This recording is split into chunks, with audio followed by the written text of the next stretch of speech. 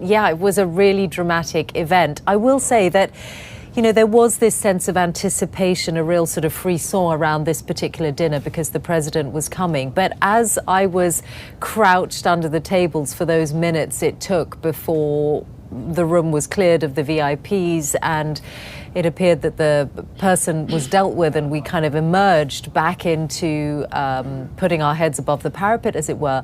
In those moments, I was thinking as an outsider to the United States about the nature of gun culture in this country and how different it is in the UK.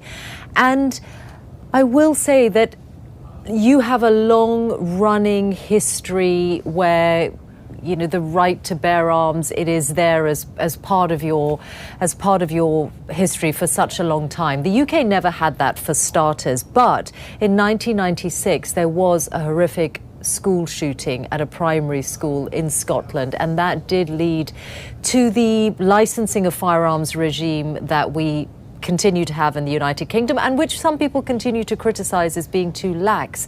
But essentially the framework is that licensing of firearms is done through your local police force. So every local police force in the United Kingdom knows who is licensed to bear arms within their community. That's the hallmark of it.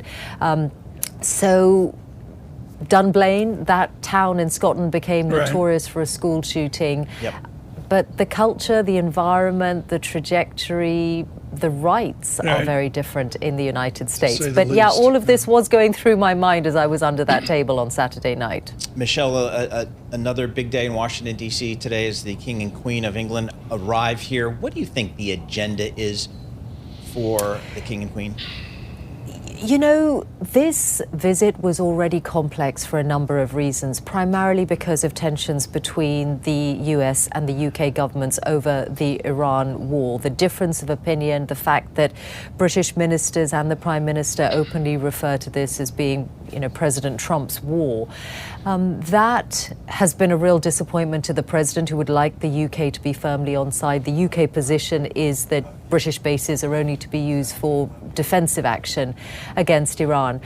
So that was complex. The fallout from Jeffrey Epstein already made that complex. That's what the King is flying into today. But then I was with British diplomats on Saturday night. They were amongst the guests in the room, Bloomberg's guests and the guests of other news organizations. And of course, they were immediately thinking, and we immediately started to think about any review of the arrangements for this particular visit.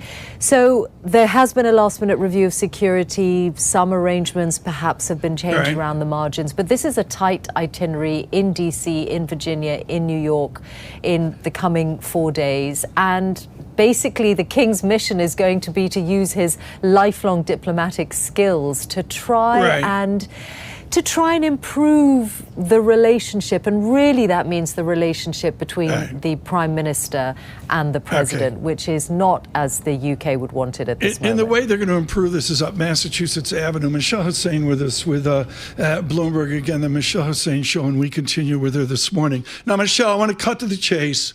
It's the Royal Garden Party. You're attending it as well. If I went, can you see me in the Lock & Company London Black Beaver fur felt hat at $1,300? Could I pull off the top hat, Mishal? The dress code, I'm sorry to disappoint you, is, I think, going to be more ordinary. We've actually been told hats are not encouraged, whereas if you go to a Buckingham Palace garden party, it is very much hats encouraged for the guests. So there's going to be a different vibe, but this is one of the first engagements that the King and Queen will have here in the United States. It'll be in the beautiful setting of the British Embassy, just about 15 minutes drive away from where I am, the incredible Edwin Lutyens designed residence. So that's the setting. The King, with his interests in gardens, will no doubt be looking around the gardens very carefully.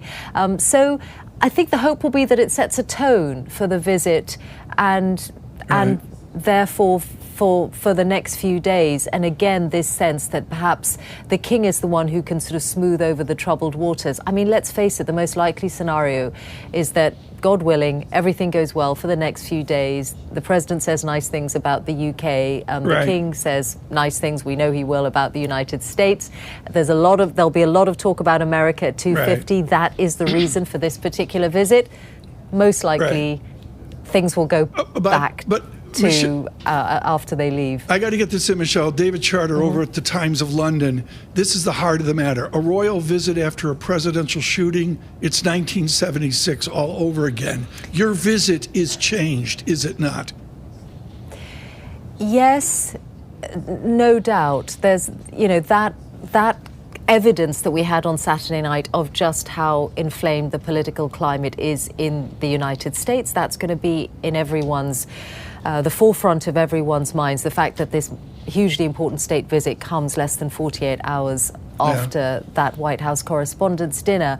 I think, from the British hope and expectation will be that the king sort of elevates that situation, that there's something about his presence that makes everyone around him rise above politics.